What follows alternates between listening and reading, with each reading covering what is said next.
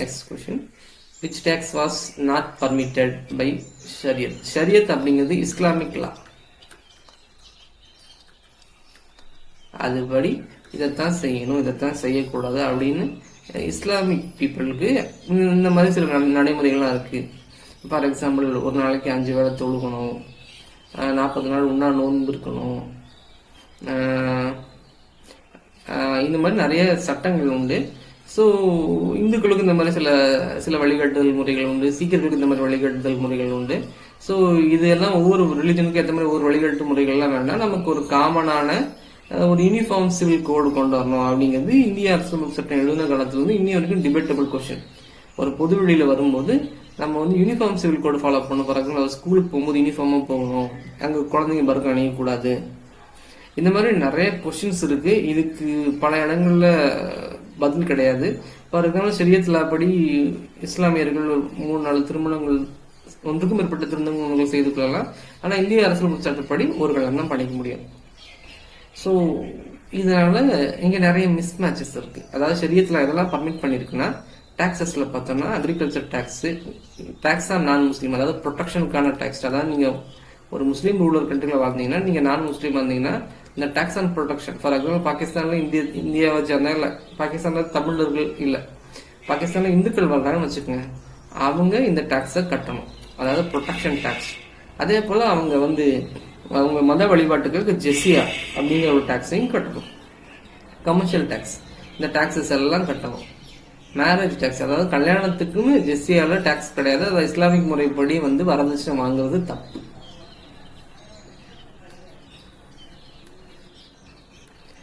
Jawaharlal Nehru born at, அவர் எங்க பிறந்தார் அப்படின்னா அலகாபாத். ஸோ ஜவஹர்லால் நேரு அவங்களோட பரம்பரை, அவங்க எல்லாரும் ஜம்மு காஷ்மீரை சேர்ந்த பண்டிட், காஷ்மீர் பண்டிட் குடும்பத்தை சேர்ந்தவர். அவங்க அப்பா மோதிலால் நேரு, அவரு ஐஎன்சில ரொம்ப தீவிரமான ஈடுபாட்டாளராக இருந்தாரு. ஸோ அதுக்கப்புறம் அவரோட மகன், ஸோ சுதந்திர இந்தியாவோட முதல் பிரைம் மினிஸ்டர், அது இல்லாமல் ஏசிய ஜோதின்னு சொல்லுவாங்க. ஸோ அன்னைக்கு நிலைமைக்கு உலகத்தில் இருந்த பெரிய பெரிய இன்டலெக்சுவல்ஸ்ல அவரும் ஒருத்தர். படிப்பாளி, பண்பாளர், திறமசாலி, ஃபாரின்ல போய் எப்பயோ படித்தவர், நாட்டுக்காக பல தியாகங்கள் செய்தவர். அப்போவே ஒரு 1930-40 காலங்களில் பார்த்தோன்னா ஒரு 6-7 வருஷங்களுக்கு மேலே ஜெயிலில் கழிச்சவர். ஸோ ஜெயிலில் இருக்கும்போது சில புத்தகங்கள் எழுதினார், அதாவது டிஸ்கவரி ஆஃப் இந்தியா, அந்த மாதிரி நிறைய புத்தகங்கள் எழுதினார். தன் மகளுக்கு நிறைய கடிதங்கள் எழுதினார், இந்திரா காந்தி அம்மாவுக்கு. ஸோ அதெல்லாம் புத்தகங்களாக வந்திருக்கு. ஒரு நல்ல எழுத்தாளர். ஸோ இந்தியாவுக்கு கிடைச்ச ஒரு மிகச்சிறந்த பிரைம் மினிஸ்டர். நீ நாள் பிடிக்கும் என்ன காங்கிரஸ்காரன் மாதிரி பேச நினைச்சுக்க வேண்டாம், உண்மைதான். ஸோ வேற சௌரி சௌரா. ஸோ சௌரி சௌரா அப்படிங்கிறது உத்தரப்பிரதேசத்தில் இருக்கக்கூடிய வில்லேஜ். ஸோ அதோட இம்பார்ட்டன்ஸ் என்னன்னு பார்த்தோம்னா, அதாவது காந்தியடிகள் 1922 சௌரி சௌரா இன்சிடென்ட் நடக்குது, ஒரு மோசமான துயர சம்பவம். அது என்னன்னா, காந்தியடிகள் நான் கோஆபரேட்டிவ் மூவ்மெண்ட் லான்ச் பண்றாரு, அதாவது சட்ட மறுப்பு இயக்கம். ஸோ சட்டத்தை நாங்கள் மறுக்கிறோம் அப்படிங்கிறாங்க. ஸோ அந்த மக்கள் எப்படி புரிஞ்சுக்கிறாங்கன்னா, சட்டத்தை மறுக்கணும்னா சட்டம் எங்க இருந்து வருது, போலீஸ் ஸ்டேஷன்ல வருது, அதை கொளுத்தணும். அப்படி போய் ஒரு போலீஸ் ஸ்டேஷன் முழுக்க கொளுத்திடுறாங்க. ஸோ அதில் இருக்கிற காவலர்களை இறந்து போறாங்க. ஸோ அது காந்தியடிகளுக்கு பிடிக்கல. ஏன்னா காந்தியடிகள் அகிம்சை வழியில தான் நம்ம போராடணும் அப்படின்னு அவர் மக்களுக்கு போதிக்கிறாரு. ஆனா காமன் மேனுக்கு அது புரியல, அவர் என்ன சொல்றாருன்னு. ஸோ நம்மள ஒருத்தன் அடிக்கிறான், அவங்ககிட்ட போய் கையை பிடிச்சி முத்தம் கொடுக்க முடியுமா? அதாவது ஏசுநாதர் சொல்லுவார் இல்லைங்களா, ஒரு கண்ணத்தில் அரைந்தால் மறு கண்ணத்தை காட்டு. அதாவது யாராவது ஒருத்தன் வழக்காடி உன்னோட மேல் சட்டை எடுக்க முயற்சி பண்ணான்னா அவனோட பேண்ட் சட்டையும் சேர்த்தே கொடுத்துரு. ஸோ அந்த கான்செப்ட்லாம் மக்களுக்கு அப்போ புரியல. எனக்கு கேட்டால் மக்களுக்கு இன்னுமே கூட அது புரியல. ஸோ அதோட ஒரு சின்ன மக்களோட கோபத்தோட வெளிப்பாடா சௌரி சௌரா இன்சிடென்ட்டை பார்க்கலாம். ஸோ அப்போ போய் பிரிட்டிஷ்காரங்களோட கட்டுப்பாட்டில் இருந்த போலீஸ் ஸ்டேஷனை மக்கள் கொளுத்திடுறாங்க. யூபி இன்னைக்குமே யூபியில் இருக்கக்கூடிய ஒரு சின்ன டவுன் அது. ஸோ நேரு ரிப்போர்ட் 1928, அதாவது இனிஷியலாக நான் படிக்கிற காலத்தில் நேரு ரிப்போர்ட்னு பார்க்கும்போது இது எந்த நேரு அப்படின்னு ஒரு குழப்பம் இருக்கும். இது மோதிலால் நேருவோட அப்பா, அவரும் ஒரு லாயர். ஸோ நேரு ரிப்போர்ட் என்ன கேட்குதுன்னா, கம்ப்ளீட் இண்டிபெண்டன்ஸ் கேட்கல. இந்த ஆன்சர் தப்பா மார்க் பண்ணியிருக்கிறாங்க. ஸோ இவர் கம்ப்ளீட் இண்டிபெண்டன்ஸ் கேட்கல அப்படிங்கிற கோபத்துல தான் நேருவே உருவாகிறாரு. அப்பா இது ரொம்ப பழைய கான்செப்ட், நீங்க இன்னைக்கு போய் டொமினியன் ஸ்டேட்டஸ் கேட்டுட்டு இருக்கீங்க, அதாவது பிரிட்டிஷ்காரர்களுக்கு உட்பட்ட ஒரு தன்னாட்சி பகுதியா எங்களுக்கு கொடுங்க அப்படி கேட்குறாங்க. ஏன்னா மோதிலால் நேரு அன்னைக்கு இருந்த 1928 நிலைமைக்கு ஐஎன்சியில் இருக்கிற லீடர்ஸ் ஆகட்டும், முஸ்லீம் லீக் லீடர்ஸ் ஆகட்டும், மற்ற எல்லா கம்யூனல் லீடர்ஸ் இவங்க எல்லாரையும் மகிழ்ச்சிப்படுத்த வேண்டிய இடத்துல இருந்தார். ஏன்னா பிரிட்டிஷ்காரங்களோட அறைகூலுக்கு ஏற்று தான் அவர் இந்த ரிப்போர்ட்டை ரெடி பண்ணிட்டு இருந்தாரு. ஸோ எல்லாரும் ஏற்றுக்கும்படி அவனை கொடுப்பான் அப்படின்னு சொல்லி கொடுத்துருக்காரு. அதை குறிப்பாக அவங்களோட மகனையும் ஏற்றுக்கல. இங்க இருந்து தான் மோதிலால் நேருகிட்ட இருந்து நேருவோட அரசியல் பயணம் துவங்குது. தன்னோட அப்பாவையும் இவ்வளவு கடுமையா எதிர்க்கிறானே இந்த பையன் அப்படின்னு காந்தியடிகள் இவரை கவனிக்க துவங்குறாரு. ஸோ இந்த சேம் டைம்ல தான் நேதாஜி சுபாஷ் சந்திர போஸும் அரசியல்ல எழுச்சி பெற துவங்குறாரு. ஸோ இந்த ரெண்டு பேருமே ஒரு நாணயத்தோட இரு துருவங்கள், இரு பகுதிகளாக வச்சுக்கலாம். ஸோ நேருவோட அறிக்கை எதை சிபாரிசு செய்ததுன்னா தன்னாட்சி அந்தஸ்தை சிபாரிசு செய்தது. அது அப்புறம் நிறைவேற்றப்படலை.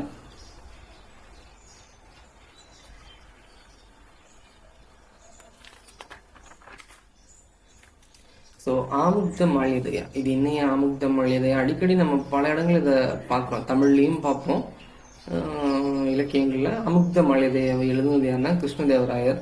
ஸோ இது என்ன சொல்லுது அப்படின்னா, ஆண்டாள் அம்மா இருக்காங்களே, ஆண்டாள் விட்ஸ் விஷ்ணு, அவ்வளோதான். அதாவது மாலையை சூடி கொடுத்தவளே, சூடி தந்த சுடர்மணியன்னு சொல்றாங்க இல்லையா, அந்த ஆண்டாள் அம்மா விஷ்ணு எப்படி கல்யாணம் பண்றாங்க அப்படிங்கறத ஒரு பிளேவா எழுதியிருப்பாங்க அமுக்த மாளிகைய. அதை எழுதுனது கிருஷ்ணதேவராயர்.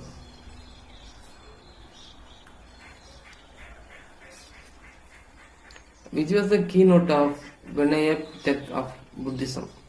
ஸோ நீங்கள் கொஷினை கரெக்டாக எடுத்து ரீட் பண்ணீங்கன்னா, டிஎன்பிசி கொஷினில் ஒரு நேதாஜி கொஷின், இல்லைன்னா ஒரு வீர் சாவர்கர் கொஷின், அப்புறம் புத்திஸ்ட், அதுக்கப்புறமா பக்தி இயக்கங்கள். போன கொஷின் ஆண்டாள் கொஷின் இருக்கு இல்லைங்களா. ஸோ இதில் பெரும்பாலும் இந்த 4 ஏரியாவிலேருந்து ஒரு கொஷின், மினிமம் ஒரு கொஷினாக வந்துடும். அந்த கொஷின் வந்து ஹைலி ப்ரிடிக்டபிள், இதுதான் வரும், இவ்வளோதான் வரும் அப்படிங்கிற மாதிரி ப்ரிடிக்டபிள் கொஷின்ஸாக வரும்.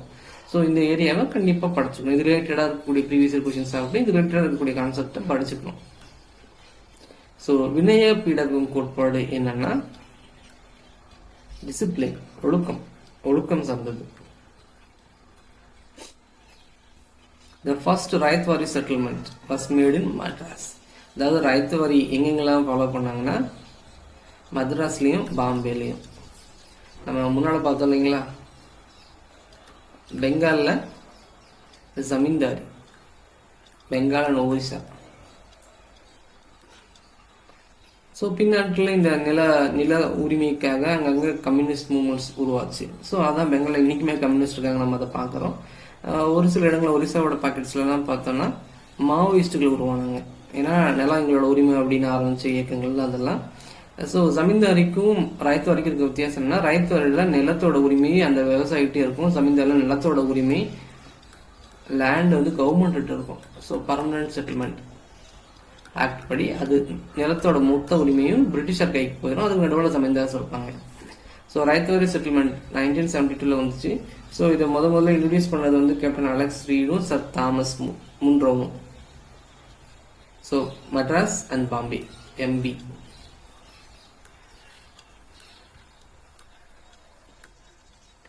When and where did Indian National Congress adopted Vande Mataram? அதாவது வந்தே மாதரம் அப்படிங்கிற பாடலை எப்போ தேசிய பாடலாக நம்ம அறிவிச்சோம், கொண்டாடணும், ஒத்துக்கிட்டோம் அப்படி பார்த்தோம்னா கொல்கத்தா மாநாடு 1896 கொல்கத்தா மாநாடு. ஸோ இந்த பாடலை ரவீந்திரநாத் தாகூர் தான் பாடினார். இந்த செஷன்ல ரவீந்திரநாத் தாகூர் தான் இந்த பாடலை பாடினாரு.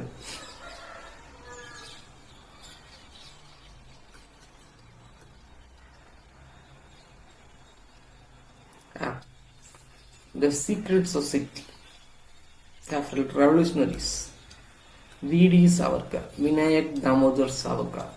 ஸோ இன்றைக்கும் எப்பவுமே பார்த்தோம்னா இந்தியாவோட ரைட் விங் எக்ஸ்ட்ரீமிசம், ஆர்எஸ்எஸ், அந்த ரைட் விங் எக்ஸ்ட்ரீமிசம் அதோட துவக்க புள்ளி இல்லைன்னா அதை வந்து தோற்றுவித்தவர் தான் ஃபவுண்டிங் ஃபாதர்ஸாக வெடி சாவர்கர் பார்க்கலாம். ஸோ அவர் தான் 1857 ரிவோல்ட் இருக்கு இல்லைங்களா, அந்த ரிவோல்ட்டை ஃபர்ஸ்ட் இந்தியன் முதல் இந்திய சுதந்திர போராட்டம் அப்படின்னு அறிவிக்கிறாரு.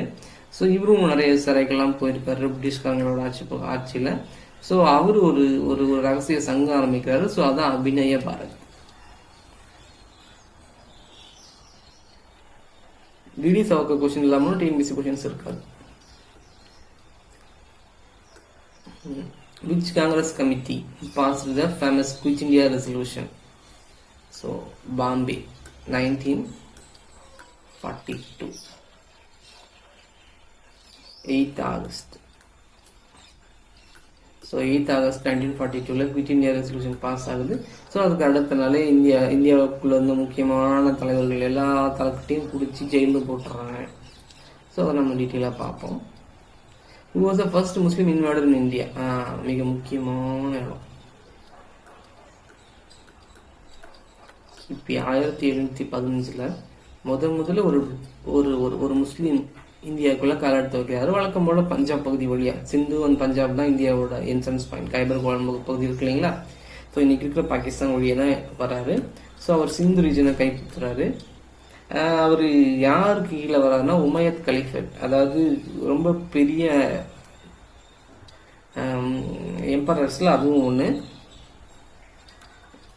உமையத் கலிஃபேட்டோட ஒரு ஒரு ஒரு கமாண்டராக இந்தியாவுக்கு வராரு. ஸோ இந்தியாவோட சிந்து பகுதியை கைப்பற்றுறாரு. அதோட ஆளுநராகவும் கொஞ்ச நாள் இருக்கிறார். ஸோ இவர் தான் முதல்ல இந்திய பகுதிகளுக்குள்ள கால் எடுத்து வச்ச முஸ்லீம் இன்வேடர்.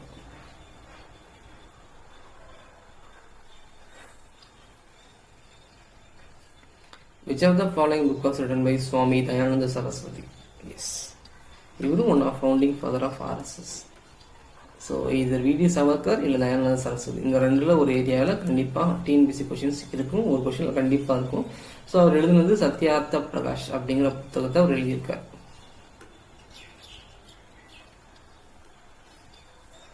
ஃபர்ஸ்ட் ஸ்பார்க் ஆஃப் சிப்பாய் மூட்டன் 1857. ஸோ அதாவது 1857 சிப்பாய் கழகத்தை வந்து ஒரு 10 மே, அதாவது மே மாதம் நம்ம ஆரம்பிக்கிறோம் அப்படின்னு திட்டங்கள்லாம் தீட்டி வச்சுருந்தாங்க. ஸோ மீரட்டில் ஆரம்பிக்கணும் அப்படிங்கிறது தான் திட்டம். ஆனால் அதுக்கு முன்னாலேயே மங்கள் பாண்டே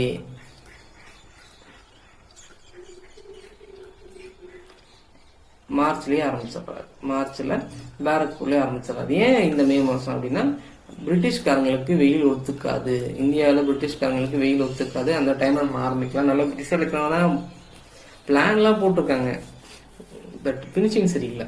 அவங்க அதை சரியாக செய்திருந்தாங்கன்னா அப்போவே பிரிட்டிஷ்காரனுக்கு ஒரு மறுநாடி கொடுத்து அப்பவே ஒளி அனுப்பியிருக்கலாம். வழக்கம் போல் என்ன பிரச்சனை சிப்பாய் மூட்டணிக்கான காரணம் என்னன்னா, வழக்கம் போல்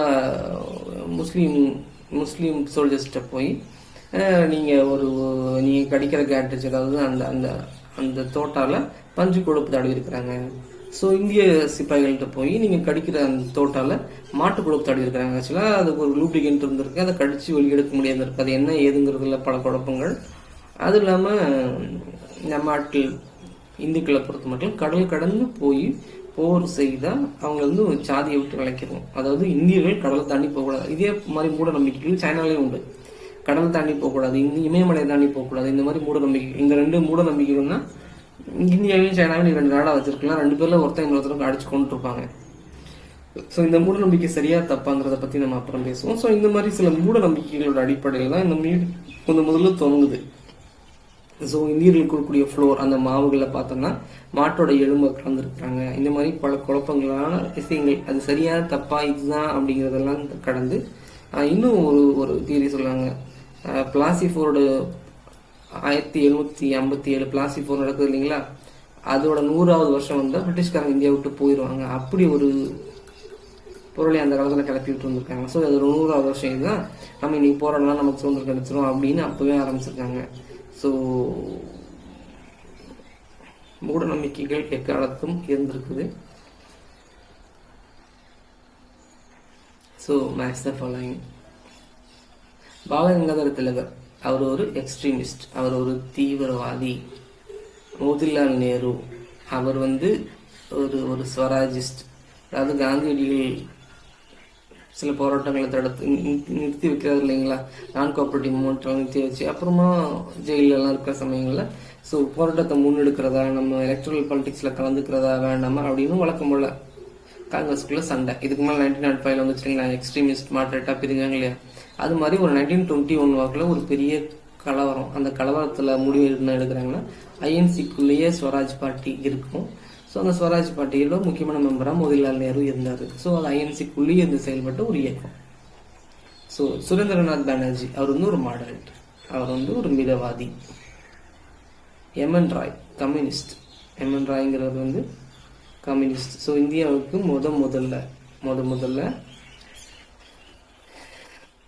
ஒரு கான்ஸ்டிடியூஷன் வேணும். ஸோ இந்தியாவை இவங்க பொருளாதார ரீதியாக சொல்றாங்க அப்படிங்கிறத அவர் தான் கண்டுபிடிக்கிறாரு. ரஷ்யாவோட தொடர்பு அவருக்கு ரொம்ப அதிகமாக இருக்கும்.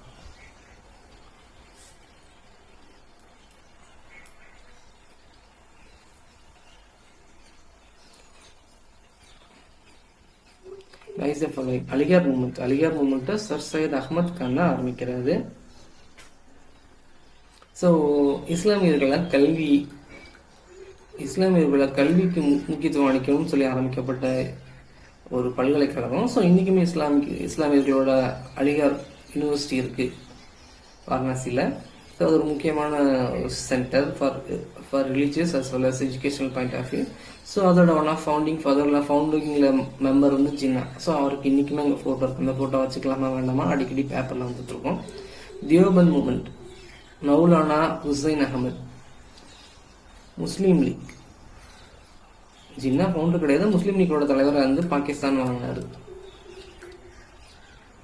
முஸ்லீம் எலக்டோரேட், செப்பரேட் முஸ்லீம் எலக்டோரேட், சர் ஆஹா கான். அதாவது முஸ்லீம்களுக்கு 1909 மின்டோ மார்லி சீர்திருத்தத்தில் முஸ்லீம்களுக்கு செப்பரேட் எலக்டோரேட் வந்துச்சு. ஸோ அது முடிஞ்ச உடனே பிரிட்டிஷ்காரங்க சொன்ன கூற்று என்னன்னா, நம்ம ஒரு டிராகனோட பல்லை விதைக்கிறோம், அது பின்னாட்கள் ரத்த கலரையா மாறும் அப்படின்னு அவங்க அன்னைக்கு செப்பரேட் எலக்டோரேட் கொடுத்த அன்னைக்கே சொல்லியிருக்கிறாங்க. ஸோ முஸ்லீம்களுக்கு செப்பரேட் எலக்டோரேட் கொடுத்ததால தான் இந்தியா பாகிஸ்தானும் பிரிவு அடைஞ்சது. அது வந்து வரலாற்று உண்மை. ஸோ அதனோட தொடர்ச்சியாக தான் வந்து டிப்ரெஸ்ட் கிளாஸ் பீப்புளுக்கு பிஆர் அம்பேத்கர் ஐயா வந்து தனி எலக்டோரேட் எனக்கும் வேணும் அப்படி கேட்டாரு.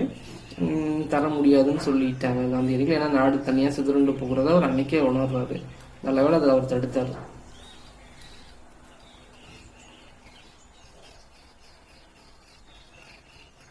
ஸோ 1857 ரிவோல்ட்டோட லீடர்ஸ்.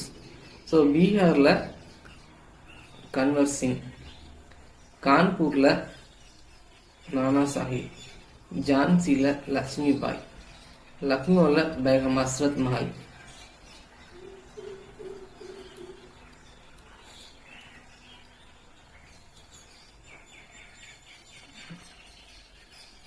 கடைசி கொஸ்டின் வந்துட்டோம்.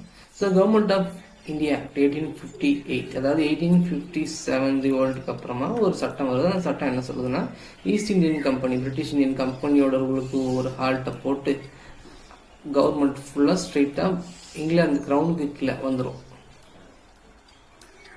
இதுக்கப்புறம் அந்த ஆளுநர்கள்லாம் வைஸ்ராய்கள் என்று அழைக்கப்பட்டார்கள்.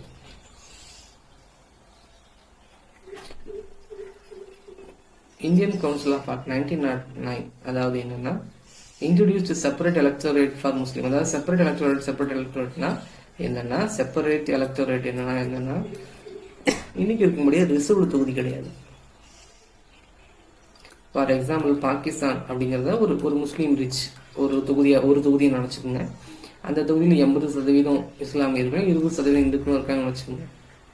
இதை வந்து ஒரு செப்பரேட் எலக்டோரேட்டாக டிக்ளேர் பண்ணிட்டாங்கன்னா, இந்த 80% இஸ்லாமியர்கள் மட்டும்தான் ஓட்டு போடவே முடியும். அவங்க ஒரு இஸ்லாமியரை தான் தேர்ந்தெடுக்கணும். இதுதான் சட்டம். இந்த 20% இந்துக்களுக்கு ஓட்டுரிமை, வாக்குரிமையே மறுக்கப்படும். ஸோ யூனிவர்சல் அடல்ட்ஸ் பிரான்ச்சைஸ்க்கு எதிரானது இது. அதாவது ஃபார் எக்ஸாம்பிள் தெலுங்கானா இருக்கு. தெலுங்கானா அப்படிங்கிற ஒரு ஸ்டேட்டாக பார்க்குறீங்க, ஒரு தொகுதியாக பாருங்க. அந்த தொகுதியில் 80% இந்துக்களும் 20% முஸ்லீம்களும் இருக்காங்கன்னு வைங்க. இதை வந்து முஸ்லீம் செப்பரேட் எலக்டோரேட்டை டிக்ளேர் பண்ணிட்டாங்க அப்படின்னா, இந்த 20% முஸ்லீம்கள் மட்டும்தான் ஒரு முஸ்லீம் தலைவரை தேர்ந்தெடுக்க முடியும். இந்த 80% இந்துக்களுக்கு வாக்குரிமையே கிடையாது. அவங்களுக்கு அதில் எந்த பிரதிநிதித்துவமே கிடையாது. ஸோ இப்போ இஸ்லாமியர்கள் யாரை தேர்ந்தெடுப்பாங்க? ஸோ இஸ்லாமியர்கள் இந்தியன் நேஷனல் காங்கிரஸை தேர்ந்தெடுக்கிறதுக்கு பதிலாக முஸ்லீம் லீக்கை தேர்ந்தெடுக்க துவங்குறாங்க. குறிப்பாக 1945 எலெக்ஷனில். ஸோ அதனால தான் நாங்கள் தான் இஸ்லாமியர்களோட பிரதிநிதி, நாங்கள் சொல்கிறது தான் முடிவு அப்படின்னு சின்ன உறுதியணிக்க அதுதான் காரணமாக இருந்தது. ஸோ அதோட மிக முக்கியமான துவக்கப்புள்ளி. ஸோ பிரிட்டிஷ்காரங்களுக்கு அது நல்லாவே தெரிஞ்சிருந்தது. இது வந்து ஒரு டிராகனோட பல்லை விதைக்கிறோம், இந்த பல்லு முளைக்கும், ரத்தம் குடிக்கும் அப்படின்னு அவங்க அப்போவே கணிச்சிருக்காங்க. அது உண்மைதான். So Indian council act 1919 introduced diarchy in province. டயார்கினா ஒன்றும் இல்லை, ஸ்டேட்டு சென்டர். அதாவது இன்னைக்கு இருக்கிற டெமோக்ரஸிக்கு முன்னால அது போட்ட ஒரு பீடிகை தான் அது. ஸோ சென்ட்ரல் ஸ்டேட் ரெண்டாக இருக்கும், சென்ட்ரல் ஸ்டேட் இருக்கும். ஸோ சென்ட்ரலில் வந்து லோக்சபா, ராஜ்யசபா இருக்கணும். லோக்சபா மக்களால் தேர்ந்தெடுக்கப்படும், ராஜ்யசபா வந்து பிரதிநிதிகள், ஸ்டேட் பிரதிநிதிகள், அதாவது மாநிலங்களிலிருந்து தேர்ந்தெடுக்கப்பட்டவங்களால நிரப்பப்படும். இது வந்து லோக்சபா வந்து மக்களால் நேரடியாக தேர்ந்தெடுக்கப்படுவாங்க, ராஜ்யசபா மறைமுகமாக மக்கள் பிரதிநிதிகளால் தேர்ந்தெடுக்கப்பட்டவங்களை கொண்டது. ஸோ இதெல்லாம் முதல்ல டயார்கி இப்போதான் முதல்ல இன்ட்ரடியூஸ் பண்ணுறாங்க, government of India 1935.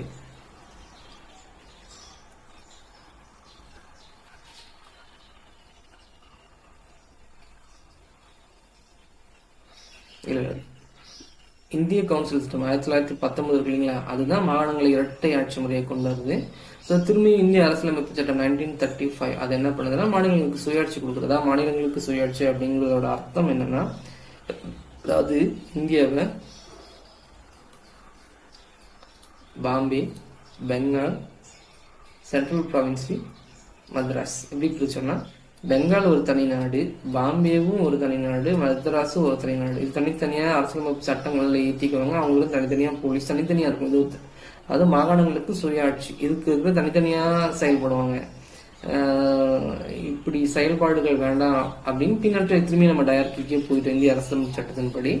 So dyarchy, அதாவது இந்த முறை ஸ்டேட் அண்ட் சென்ட்ரல் அதெல்லாம் வேணும் அப்படிங்கிறத வந்து 1928 மோதிலால் நேரு அவரோட ரிப்போர்ட்டில் கேட்டிருப்பார். ஸோ வணக்கம். ஸோ இன்னைக்கு செஷனை ஒரு முடிவுக்கு கொண்டு வரோம். ஸோ தொடர்ச்சியாக எங்களோட வீடியோக்களை ஃபாலோ பண்ணுங்கள், சப்போர்ட் பண்ணுங்கள். நம்ம தொடர்ச்சியாக ஹிஸ்ட்ரி ரிலேட்டடான கொஷின்ஸ், டிஸ்கஷன்ஸ் தொடங்கும். நன்றி.